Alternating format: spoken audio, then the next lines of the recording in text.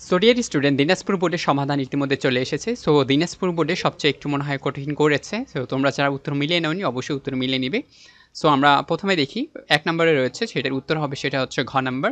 ২ এর উত্তর হবে ঘ নাম্বার। ৩ এর উত্তর হবে গ নাম্বার। ৪ এর উত্তর হবে গ নাম্বার। ৫ এর উত্তর হবে গ নাম্বার। তারপরে এইদিকে রয়েছে ৬ নাম্বার। ৬ এর উত্তর হবে গ নাম্বার। ৭ এর উত্তর হবে গ নাম্বার। ৮ এর উত্তর হবে খ নাম্বার। ৯ এর উত্তর হবে গ নাম্বার। ১০ এর উত্তর হবে ক নাম্বার।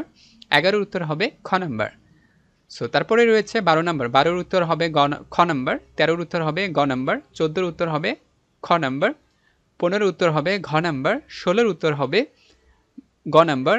১৭ এর উত্তর হবে ক নাম্বার। ১৮ এর উত্তর হচ্ছে ক। ১৯ এর উত্তর হচ্ছে খ।